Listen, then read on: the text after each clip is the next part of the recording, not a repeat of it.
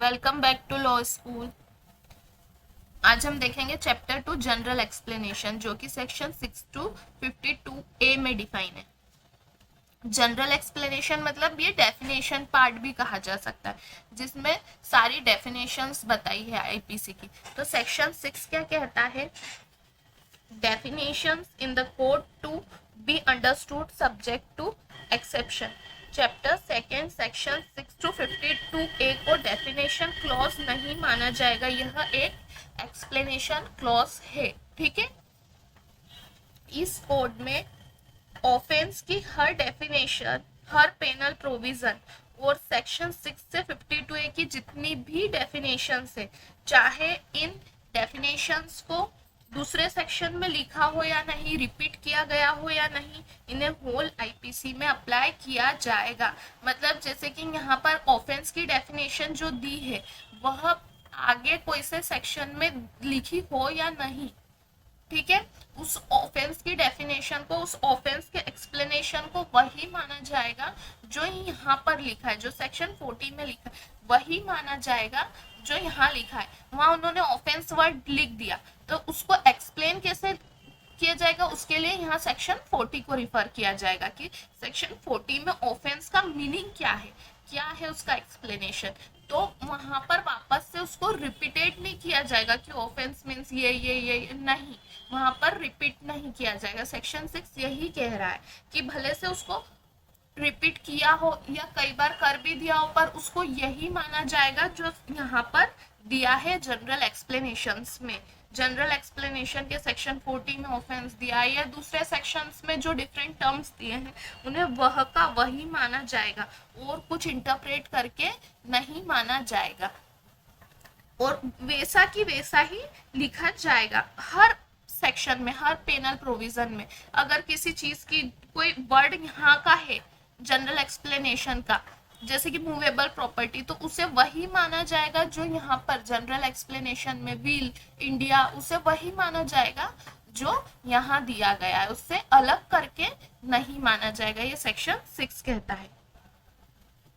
Section 7 क्या कहता है? Sense of expression once explain, मतलब एक एक्सप्रेशन को एक बार आईपीसी में एक्सप्लेन कर दिया है तो बार बार वह टर्म यूज होने पर उसका वही मीनिंग होगा जो पहली बार एक्सप्लेन किया, उसे इंटरप्रेट नहीं किया जाएगा। मतलब एक बार आपने एक्सप्लेन कर दिया है तो उसका वही मीनिंग एंड तक वही होगा, उसे बार बार एक्सप्लेन नहीं किया जाएगा और न अपने अकॉर्डिंग उसे इंटरप्रेट किया जाएगा। जैसा लिखा है वैसा की वैसा ही उसका एक्सप्रेशन, उसका मीनिंग होगा। एक बार एक्सप्रेशन होने के बाद उसे आईपीसी में एक्सप्लेन कर दिया, एक्सप्रेस कर दिया, तो बार बार वह टर्म यूज होने पर उसका वही मीनिंग होगा। ठीक है, इसको एक लैटिन टर्म भी है इसका, एक्सप्रेसिव यूनियस इज एक्सक्लूसिव अल्टेरियस, express of one thing implies exclusion of a other thing, एक वस्तु का स्पष्ट उल्लेख दूसरे का अपवर्जन। ठीक है, सेक्शन 6 समझ में आ गया। सेक्शन 8 जेंडर की बात करता है। जेंडर में लिखा जहां ही शब्द का प्रयोग किया है वह हर पर्सन के लिए यूज होगा, वेदर मेल और फीमेल। मतलब जैसे कि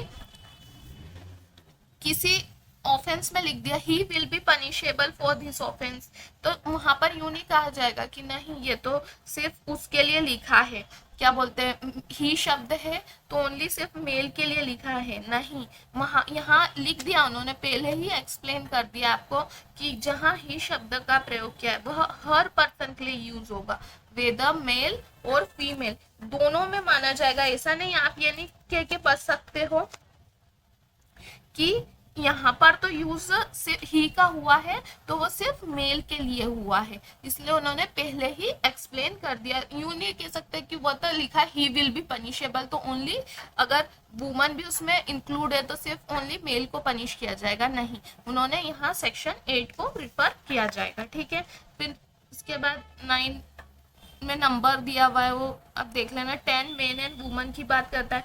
the word man denote a male human being of any age, यहाँ पर मेन मीन्स हर एज का मेल, यूं भले से वह 6 महीने का बच्चा भी हो वह मेल में कैटेगरी में आएगा, क्योंकि लिखा है human being of any age, male human being of any age, और woman, the word woman denotes a female human being of any age, हर एज की, भले से वो 1 साल 2 साल, उसे उसी कैटेगरी में माना जाएगा, ये सेक्शन 10 कहता है। सेक्शन 11 पर्सन, पर्सन शब्द में इंक्लूड होगा आर्टिफिशियल और लीगल पर्सन, यह आर्टिफिशियल एंड लीगल पर्सन को इंडिकेट करता है, जैसे कोई company, association, body of person, whether incorporated और not. Section 14 servant of government के बारे में बताता है कि गवर्नमेंट सर्वेंट क्या होते हैं। The word servant of government denote any officer और सर्वेंट कंटिन्यू अपॉइंटेड और एम्प्लॉयड इन इंडिया बाय और under the authority of government, by और under the authority of government, ठीक है। सेक्शन 17 किसकी बात करता है, गवर्नमेंट की। The word government include the central government and state government, both the government include हो जाएगी गवर्नमेंट में। 18 इंडिया की बात करता है। इंडिया मीन्स क्या, the word India means the territory of India, ठीक है। पहले इसमें यूं लिखा था excluding the state of Jammu and Kashmir, उसे क्या कर दिया गया, रिपील कर दिया गया। आईपीसी के पर्पस से जम्मू एंड कश्मीर भारत का हिस्सा नहीं थे, ठीक है, वो चीज आ जाएगी। अब नेक्स्ट डेफिनेशन देख लेते हैं, काय की है।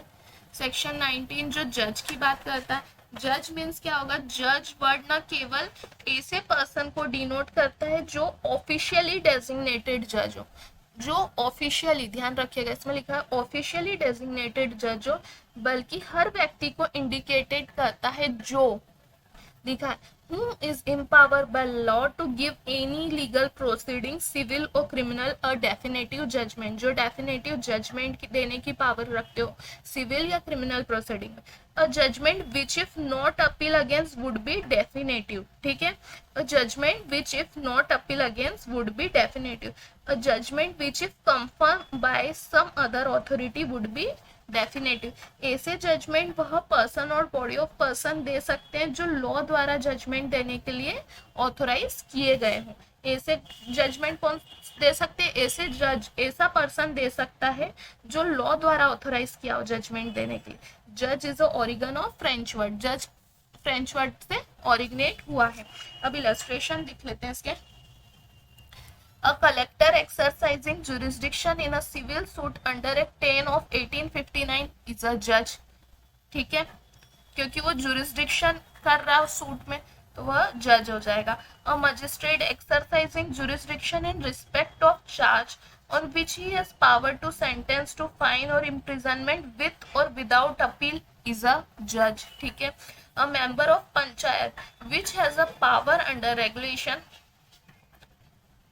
8 of 1816 of the Madras Court to try and determine suit, try और determine कर रहा हो सूट को तो वह भी जज कहलाएगा। अ मजिस्ट्रेट, ये वाला एग्जांपल ध्यान से देखिएगा। A magistrate exercising jurisdiction in respect of charge के रिस्पेक्ट में on which he has a power only to commit for trial to another court, only to commit for trial to another court, यहाँ सिर्फ only to commit trial लिखा है, trial के लिए appoint किया गया तो वह जज नहीं कहलाएगा। क्यों? क्योंकि उसको तो पूरा जुरिस्डिक्शन, जिसके हाथ में पूरा जुरिस्डिक्शन है, पूरा जजमेंट देने की पावर है, वह जज कहलाएगा। और यहाँ पर उसको पावर का है कि only to commit for trial की, इसलिए वह जज की कैटेगरी में नहीं आएगा।